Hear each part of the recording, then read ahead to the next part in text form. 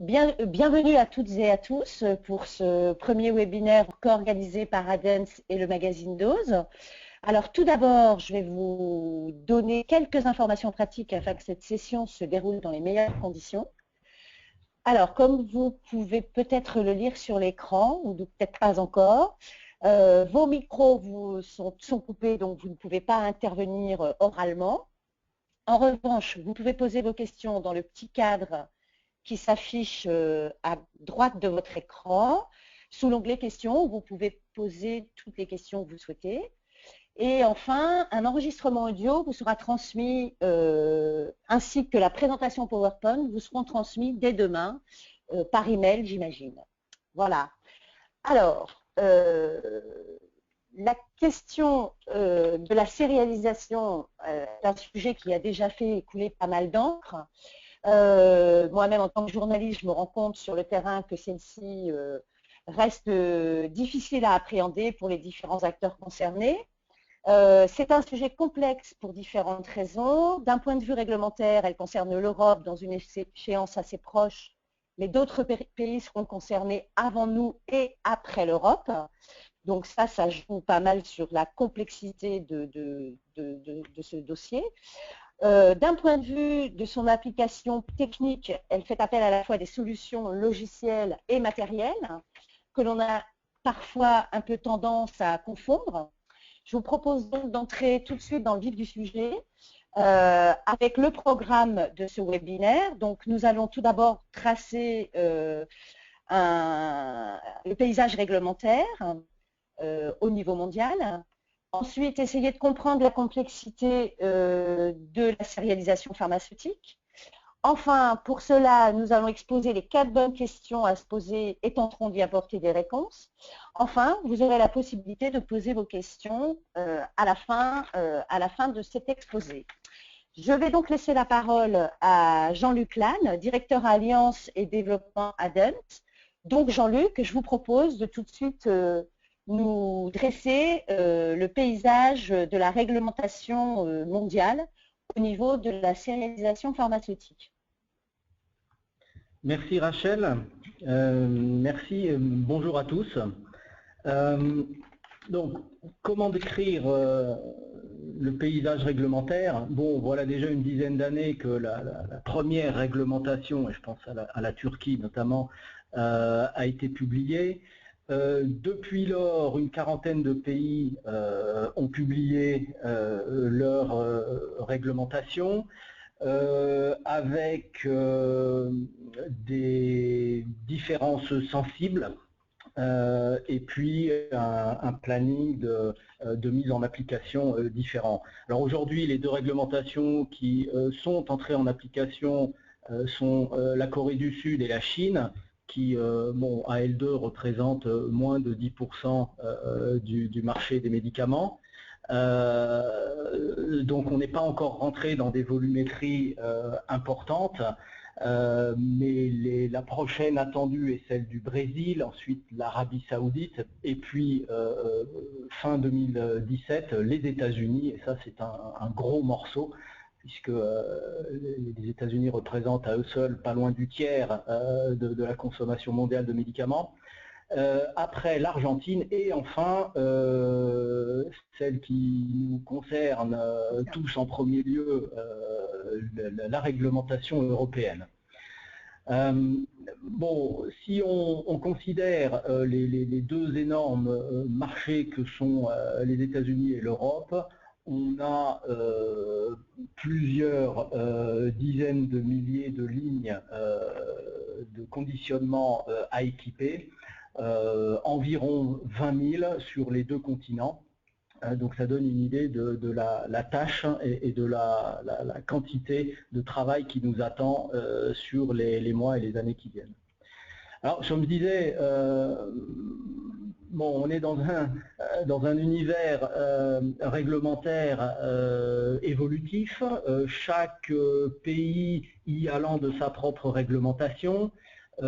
Chacun y va à son rythme. Alors on voit bien qu'il y a une certaine convergence sur le long terme, mais on est quand même face à des réglementations sensiblement différentes et puis dont les entrées en application sont étalées dans le temps, fort heureusement d'ailleurs.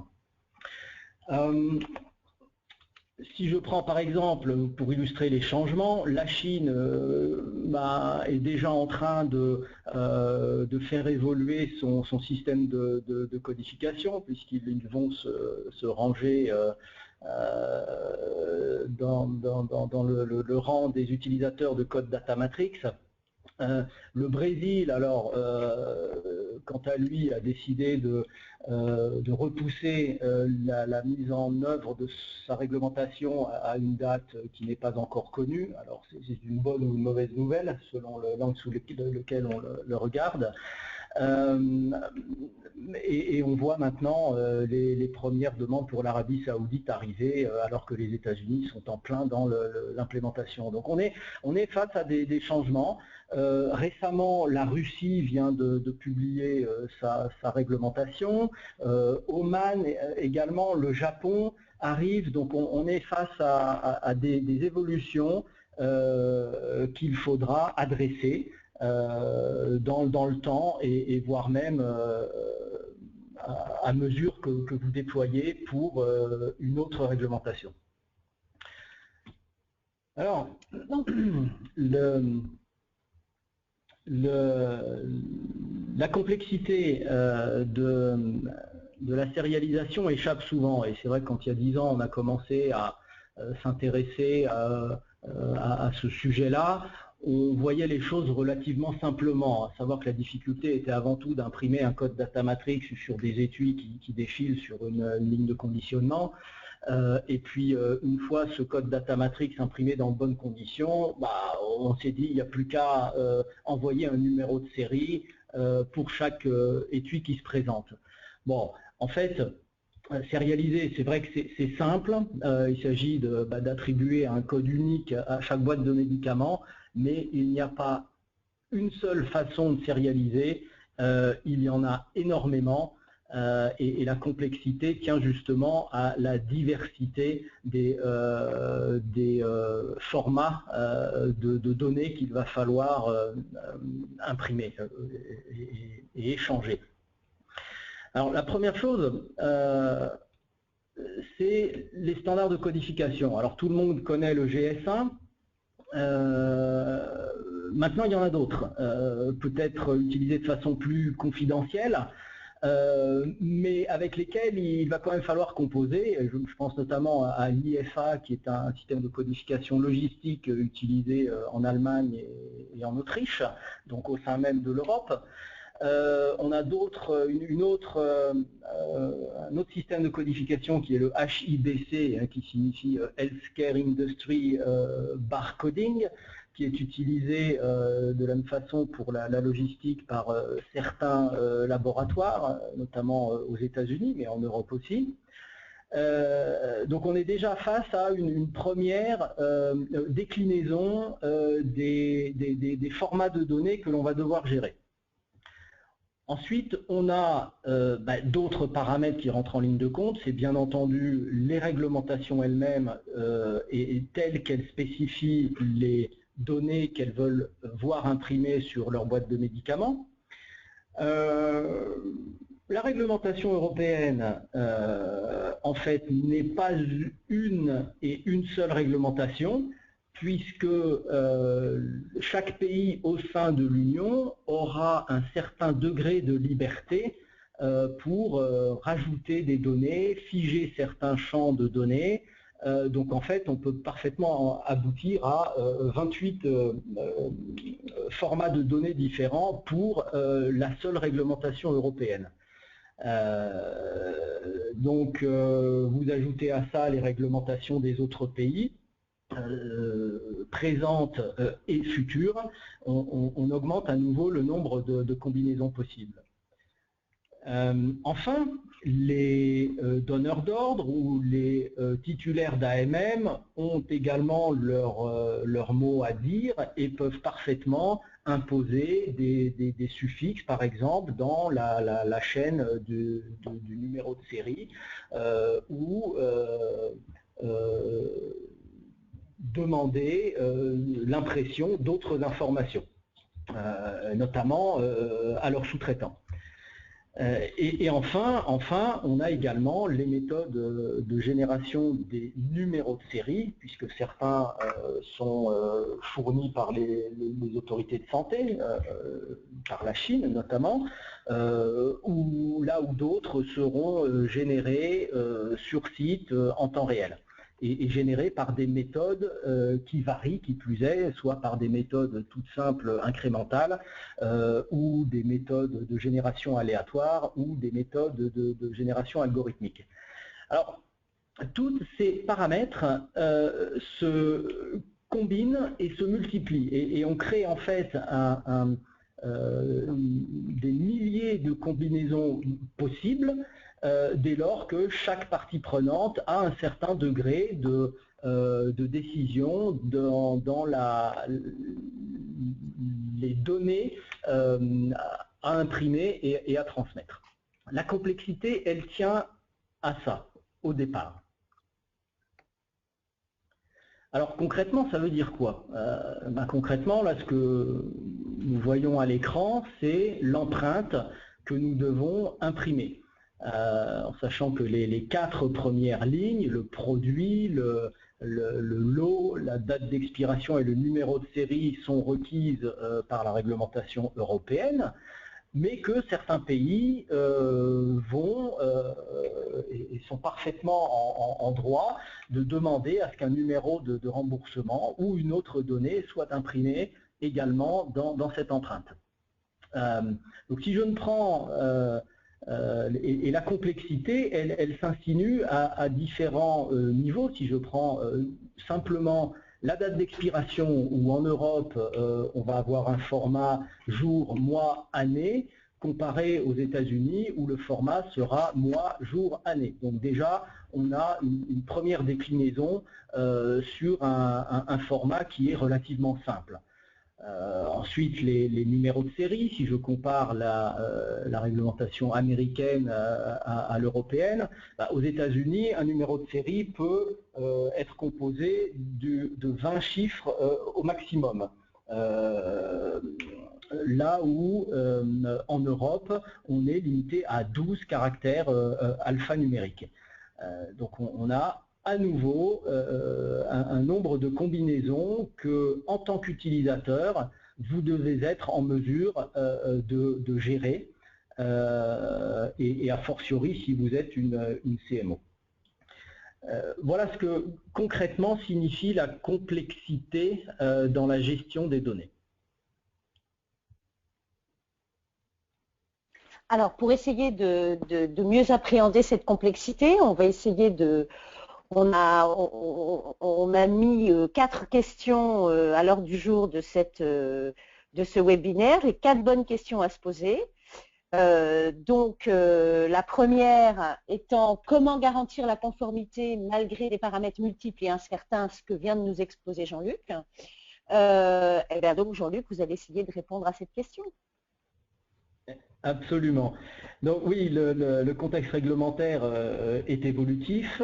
On a différents standards de codification, on a différentes méthodes de génération des codes, on a différents masques d'impression à créer, à mémoriser, à échanger.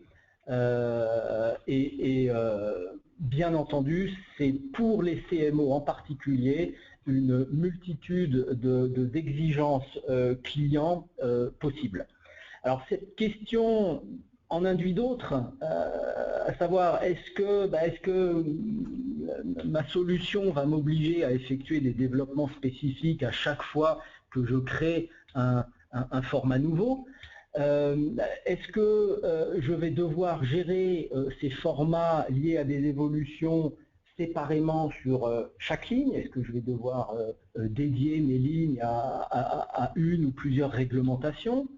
Est-ce que ma solution intègre en natif tous les standards de codification, GS1, IFA, HIBC? Et puis enfin, est-ce que mes prestataires sont bien au fait de tous ces paramètres et comment adressent-ils cette complexité?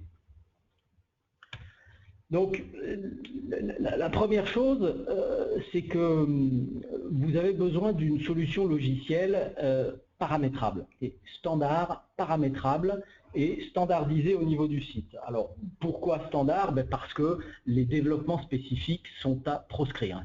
C'est-à-dire que quelle que soit la façon dont les données que vous avez à imprimer évoluent, vous devez pouvoir effectuer des modifications des paramètres de données sans avoir à modifier quoi que ce soit à votre logiciel de sérialisation existant. Ensuite, de façon centralisée, parce que la gestion des mises à jour est facilitée, et qu'il n'y a pas de modification particulière propre à la ligne à effectuer au niveau de la ligne. Qui dit solution logicielle standard dit la possibilité de maîtriser des processus d'évolution, qu'il s'agisse de paramétrage ou de mise à jour pour migrer vers une version supplémentaire. Donc voilà la raison essentielle d'utiliser un logiciel paramétrable centralisé. Alors, autre bonne question à se poser, c'est comment assurer un déploiement rapide sur vos lignes? Oui, effectivement. Vu la quantité de clients et de lignes à équiper dans un temps très court, hein, aux États-Unis, nous n'avons plus que 17 mois pour nous mettre en conformité. En Europe, moins de 3 ans, bientôt 2 ans et demi. Et puis, il y a clairement un déséquilibre entre l'offre et la demande, c'est-à-dire entre la capacité de la totalité des fournisseurs de solutions et la quantité de lignes et de clients à livrer dans un temps très court. Donc les questions sous-jacentes, c'est comment maîtriser un déploiement multiligne et multisite aussi rapide. Comment choisir le bon prestataire qui sera capable d'assurer le déploiement sur mes lignes dans le temps imparti, et puis surtout en quoi une solution est-elle plus rapide à déployer qu'une autre. Alors une fois de plus, on revient sur la nécessité d'utiliser une solution logicielle standardisée parce que la standardisation permet de démultiplier la capacité de déploiement. Il est beaucoup plus facile de former des intégrateurs, de former des experts sur une solution qui est unique et qu'ils vont pouvoir livrer à différents clients que de former des experts sur des solutions qui sont propres ou customisées à un site, un client ou une ligne. L'intérêt, c'est qu'on a un large choix d'intégrateurs locaux ou internationaux de tailles très diverses qui vont pouvoir acquérir la compétence sur un logiciel de sérialisation et de manière à en assurer et en assumer l'installation, la maintenance et la maîtrise d'œuvre du déploiement.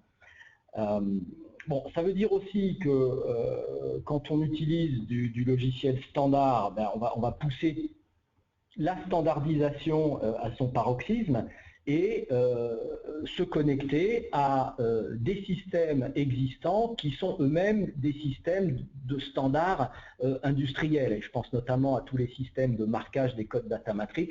On a des grandes marques qui se sont spécialisées dans ce type de technologie et qui font ça très bien.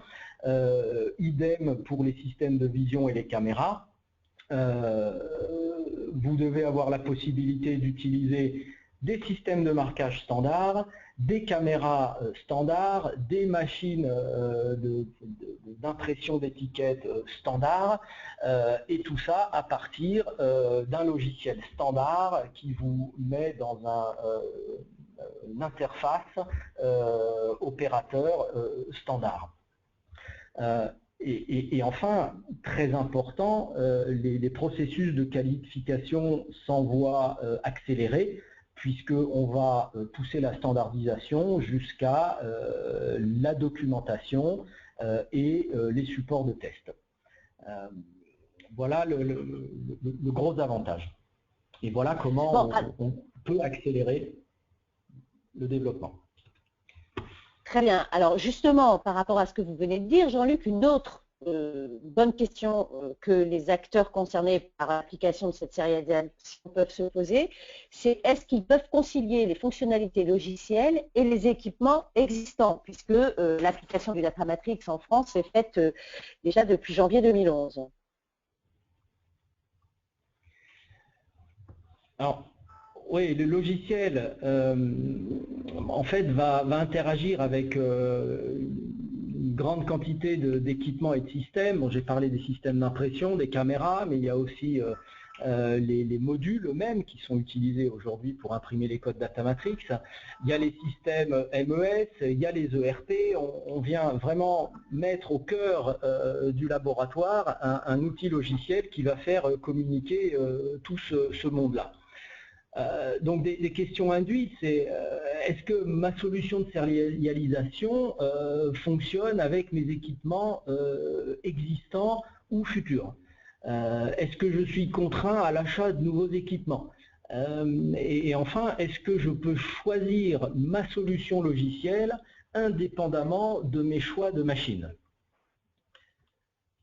Alors là, vous avez besoin d'une solution interopérable. Le point clé, c'est que vous restiez libre de vos choix en termes de matériel de marquage, de matériel de vision, et que vous ayez aussi la possibilité de choisir parmi le meilleur fournisseur de machines et le meilleur fournisseur de solutions logicielles. Et il est rare qu'un constructeur de machines soit également le meilleur développeur de logiciels et vice-versa. Alors, une chose à garder en tête aussi, c'est que tout constructeur de machines est techniquement capable d'intégrer n'importe quelle solution de sérialisation. Pourquoi? Ben, tout simplement parce qu'elles sont conçues pour ça. Donc sur des machines neuves, ce n'est vraiment pas un problème technique que d'installer une solution de sérialisation. Sur des machines existantes, eh bien, il faut voir ça au cas par cas. Je dirais que la première réaction, la première question, elle est à poser au fournisseur de machines lui-même. Est-il en mesure de la mettre à jour et de la faire évoluer vers de la sérialisation? S'il en est incapable, bon, vous avez un deuxième choix qui est de vous adresser à une société spécialisée dans la modification des automatismes de machines. Bon, malheureusement, vous allez perdre la garantie et le support du constructeur pour cette machine, mais bon, il y a des solutions qui peuvent être compétitives à trouver au cas par cas.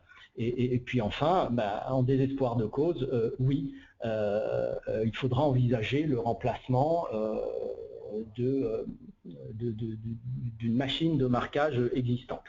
Hein, gardons en tête que la réglementation européenne impose aussi la pose d'étiquettes d'inviolabilité, et ça n'a pas été réalisé il y a 5 ans.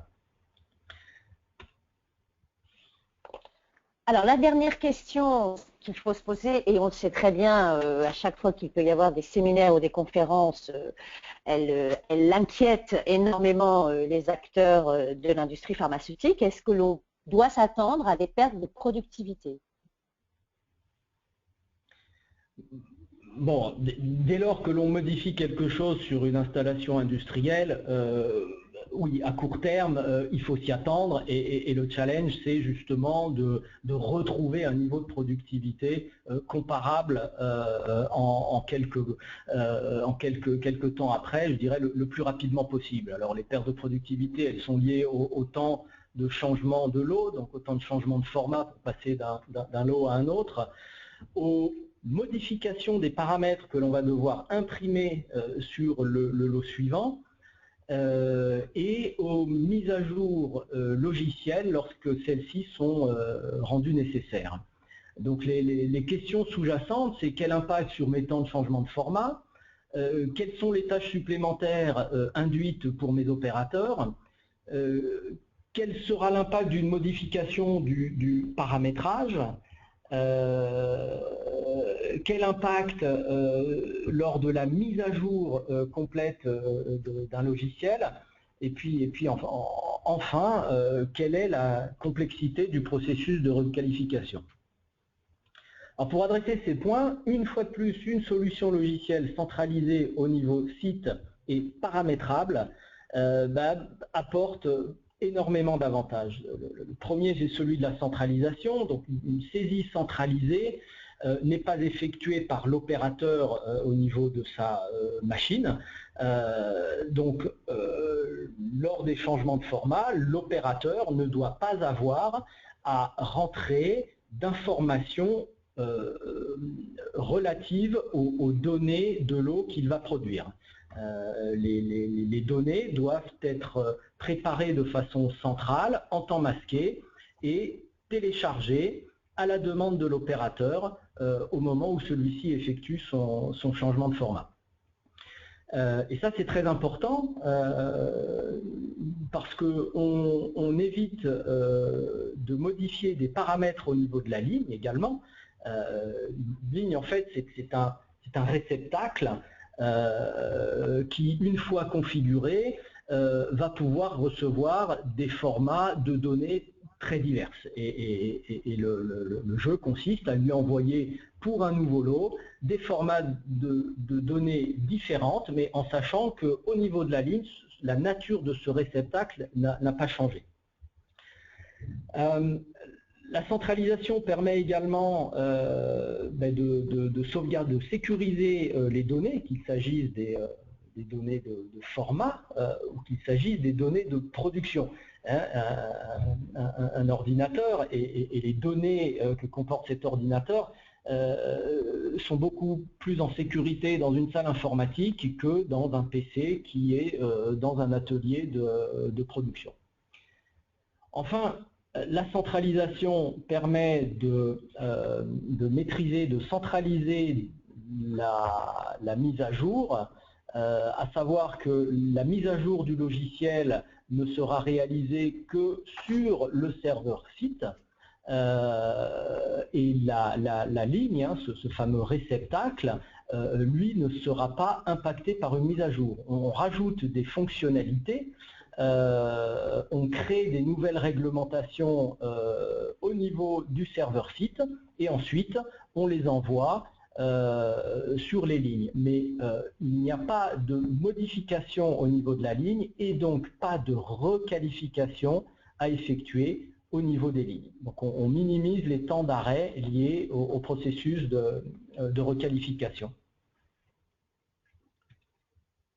Alors, en résumé, vous êtes face à des contraintes qui sont liées à l'environnement réglementaire complexe et évolutif, des contraintes qui vous imposent de gérer des flux de données nouvelles dont la structure est non moins complexe, et ceci dans un temps limité, puisque les deadlines approchent à vitesse grand V, et avec des ressources limitées, puisque la capacité des fournisseurs sur le marché est limitée. Et enfin, vous devez le faire avec un parc de machines et de systèmes existants. La solution consiste à utiliser un logiciel standard, paramétrable, centralisé et interopérable qui va apporter les avantages de la facilité de la prise en main pour les utilisateurs, qu'il s'agisse des opérateurs ou des experts qui vont l'installer et le supporter. Il apporte l'avantage de la maîtrise des modifications de paramètres et des processus de mise à jour. Il permet également de minimiser la baisse de productivité et d'accélérer le déploiement en faisant appel à des intégrateurs qui pourront démultiplier la capacité du fournisseur de la solution. Alors, je vais profiter de l'occasion qui m'est donnée pour vous parler de la solution de Adence. Bon, et en sachant qu'Adence est un éditeur de logiciels fondé en 2007, mais qui a déjà plus de 25 années d'expérience dans la sérialisation, puisque ses fondateurs ont, avant la création d'Adence, réalisé plusieurs plateformes de sérialisation qui sont utilisées dans les industries des vins et spiritueux et la parfumerie, notamment pour la lutte contre les importations parallèles et le marché gris. Aujourd'hui, la société compte presque 70 personnes réparties entre l'Europe et les États-Unis. Et nous avons, en 9 ans, équipé plus de 200 lignes avec des solutions de sérialisation ou d'agrégation. Alors certes, la majorité le sont dans les vins et spiritueux et les cosmétiques, mais aujourd'hui, nous avons parmi nos clients de l'industrie pharmaceutique des façonniers qui ont pignon sur rue puisqu'ils font partie du top 10 des multinationales du façonnage. Alors, la solution Adence, elle est centrée autour d'un serveur site, serveur de niveau 3, pour ceux qui sont familiers avec ce vocabulaire. Et ce serveur réalise toutes les opérations de paramétrage, de supervision, et c'est vraiment le cœur du système, le cerveau du système qui va collecter des informations de l'ERP, les mettre en forme avec les formats de données, préparer les ordres de fabrication et envoyer ces données sur des serveurs positionnés sur les machines. Et le serveur sur la machine est en fait un serveur qui est dédié à l'échange de données. Il ne réalise aucune opération intelligente, entre guillemets. Il n'est là que pour collecter des données et les transmettre entre un appareil et le serveur, et tout ça à des vitesses temps réel, entre guillemets, qui permettent de maîtriser les process d'automatisme des machines. Et bien entendu, il est complètement indépendant des systèmes intelligents qu'on va pouvoir lui connecter, donc, ce qui garantit une indépendance aux utilisateurs dans leur choix.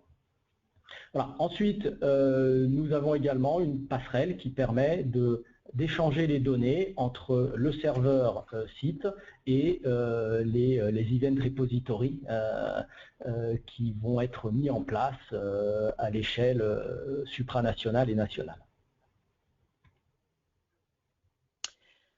Bon, alors donc, merci. Oui. Oui. Merci Jean-Luc pour, voilà, pour toutes ces informations et peut-être ces éclaircissements. Alors, si toutefois ce n'était pas le cas, est-ce que parmi les participants, certains ont des questions? A priori, pour le moment, je n'en vois pas poser dans le petit onglet qui leur est réservé. Alors, moi, bien évidemment, j'en aurais bien quelques-unes. Par exemple, est-ce que votre solution garantit aux utilisateurs qu'ils sont en conformité avec les réglementations existantes et celles à venir? Comment est-ce que vous garantissez ça? Alors si je comprends, il y a deux questions. Et la première, c'est comment on garantit aux utilisateurs qu'ils sont en conformité avec les réglementations. C'est la première question. Et la deuxième, voilà, pour l'existant. Et ensuite, comment on garantit qu'ils seront en conformité avec des réglementations qui n'existent pas encore aujourd'hui.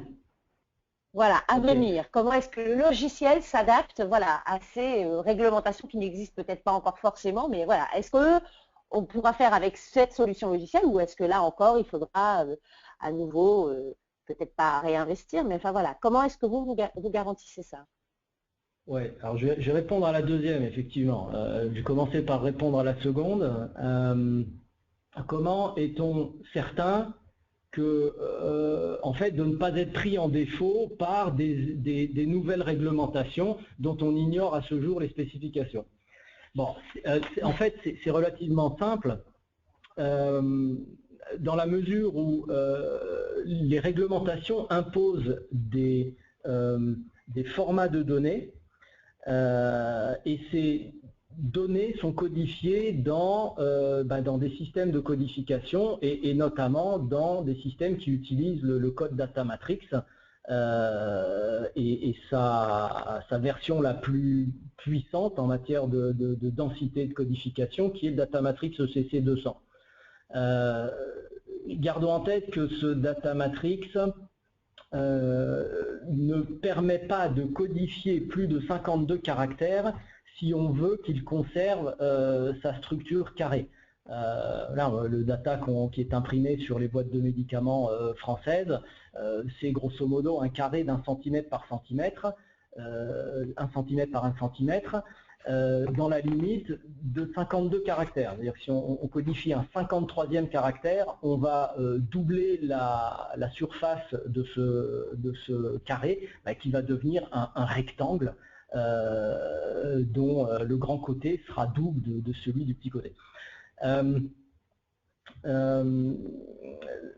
Donc ça veut dire que notre base de données est suffisamment flexible pour paramétrer au sein de ce code data matrix n'importe quelle configuration de données et aucune réglementation à venir ne pourra utiliser plus de 52 caractères, sauf à remettre en cause la taille de ce data matrix. Mais alors là, on est reparti pour 10 ans. D'accord. Et ensuite, alors la première, c'était par rapport à l'existant, comment on garantit… Oui, voilà. Voilà. Comment vous garantissez effectivement la conformité de votre solution logicielle par rapport aux réglementations déjà existantes, celles dont les textes réglementaires ont déjà été publiés. Oui, et qui parfois restent sujets à interprétation. Oui, bon, bien évidemment. Nous, on essaye de s'informer du mieux qu'on peut. On a plusieurs sources. Et quand on rentre dans des aspects vraiment très techniques, on peut toujours faire des suggestions. Et puis s'il y a des questions, ma foi, c'est aux autorités sanitaires nationales d'y répondre. Donc on s'est posé ces questions, et je pense que les labos ont quand même plus facilement accès que nous, notamment au travers le LEM, aux autorités intéressées. Par contre, une chose est certaine, c'est que ADENS n'est pas un organisme de certification. Autrement dit, le fait d'utiliser notre logiciel ne vous rend pas systématiquement compliant. C'est dans le cours du projet que les utilisateurs, les clients, doivent venir nous auditer afin de s'assurer que la structure des données et le paramétrage que l'on effectue est conforme à la réglementation. Voilà, je ne sais pas si ça répond. Oui, tout à fait. Alors, je vois qu'il y a une question qui nous est posée. On nous demande si vous avez une idée de la date d'édition des spécifications pour les niveaux 3 et 4. Ah, j'aimerais bien être dans le secret des dieux. Je sais que le MVO travaille. Non, on n'a pas de deadline, on n'a pas de spécification, donc on imagine, on a notre petite idée sur la question, mais rien n'est encore publié et rien n'est gravé dans le marbre jusqu'à présent.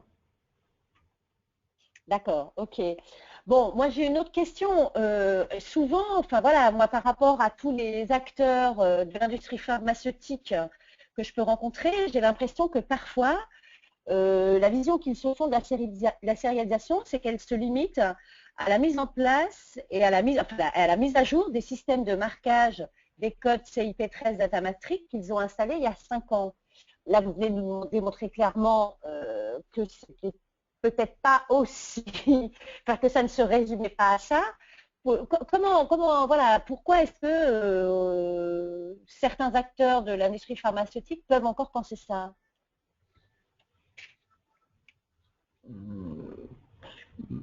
Ben, je Elle se pense limite que uniquement, ouais, qu'elle se limite je uniquement pense donc à une mise à jour, ouais.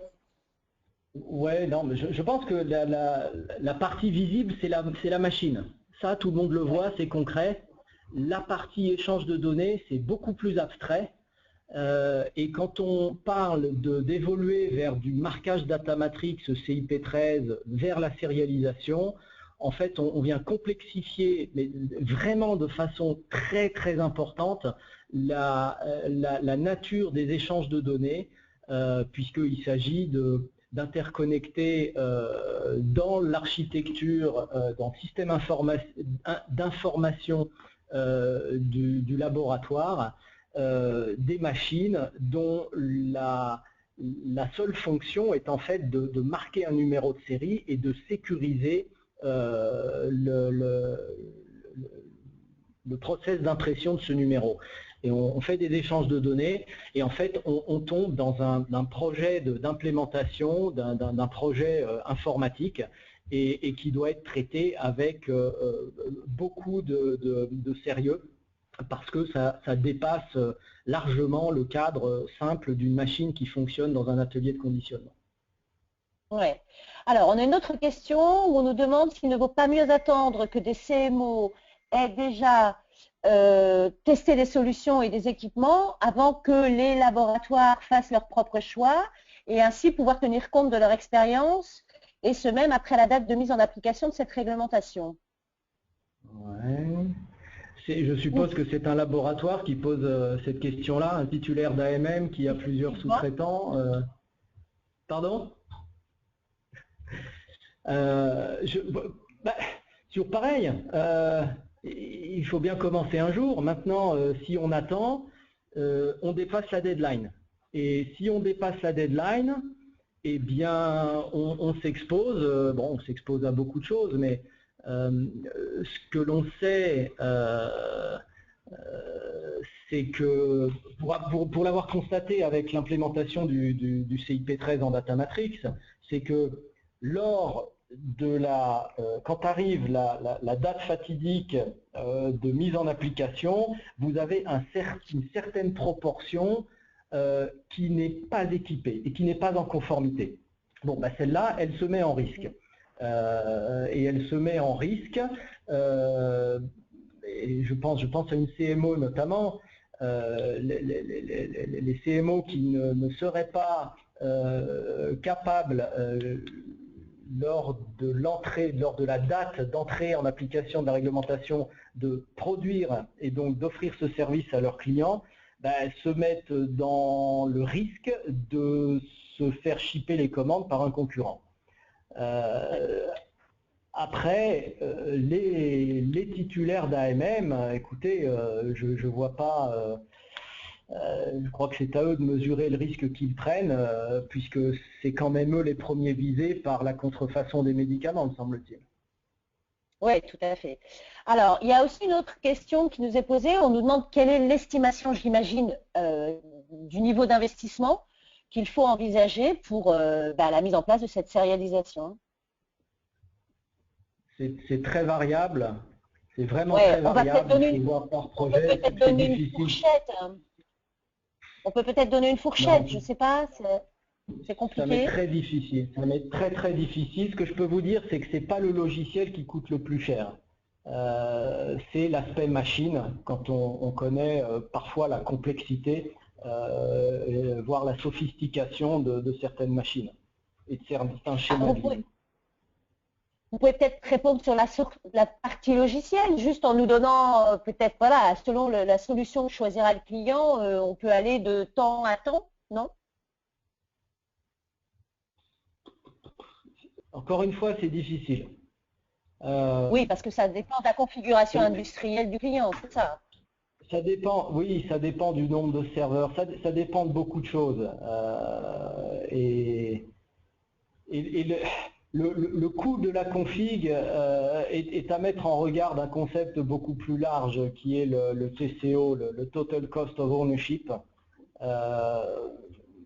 Et encore une fois, non, il faut regarder ça projet par projet.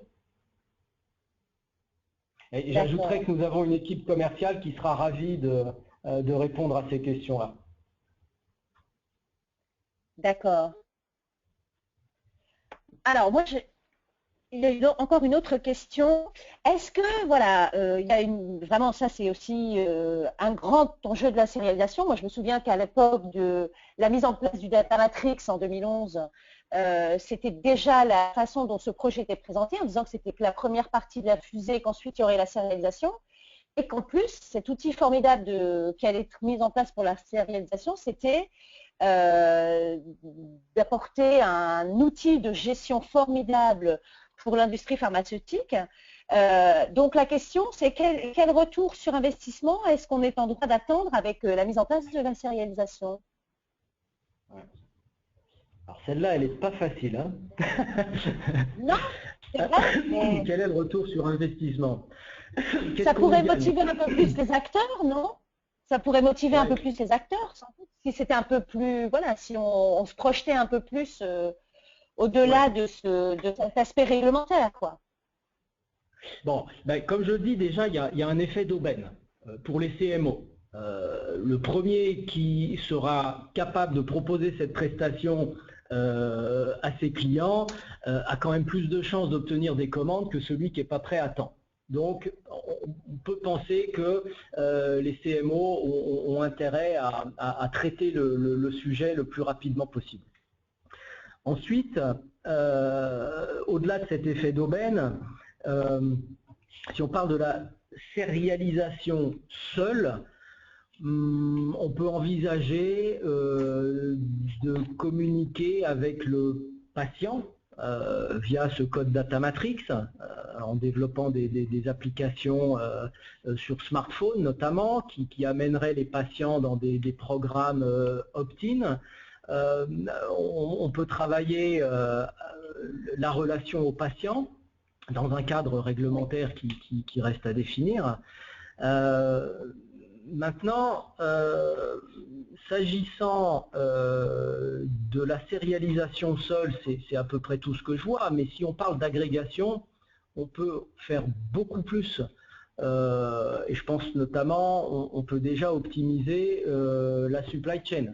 C'est-à-dire qu'on va savoir à tout moment où se trouvent nos produits, on va savoir combien de temps ce produit est resté en stock, à quel endroit. On va pouvoir faire des analyses de marketing analytique pour s'apercevoir que dans tel secteur, les officines vendent beaucoup plus de telle catégorie médicamenteuse que telle autre.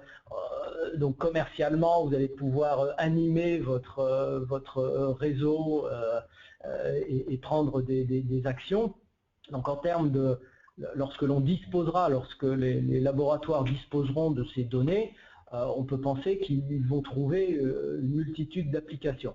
Maintenant, comme ça, de but en blanc, vous dire, une semaine après l'entrée en vigueur de la réglementation, on va générer des applications, on va trouver des applications qui vont nous justifier un payback. C'est difficile comme ça, il faut le voir sur le long terme. D'accord, très bien. Bon, je vois qu'on a un peu dépassé l'horaire qu'on s'était fixé, il est déjà 17h20. Donc, on va remercier l'ensemble des participants. Écoutez, j'espère que cela vous a permis d'éclairer un petit peu le chemin long vers la sérialisation. Jean-Luc, vous avez un petit mot peut-être à dire également aux participants? Oui, absolument. Alors, je peux comprendre qu'ils se sentent peut-être un peu frustrés parce qu'on leur a coupé leur micro. Ça ne veut pas dire qu'on ne veut pas répondre aux questions. Donc, les questions auxquelles on n'a pas pu répondre, n'hésitez pas à me les poser. Vous avez mon adresse d'email et je m'efforcerai d'y répondre directement ou de transmettre la question à mon collègue le plus compétent pour y répondre. Voilà Très bien. ce Bon, que je donc voulais vous dire. Je voulais vous remercier aussi, Rachel, et remercier bien entendu les participants à ce webinaire.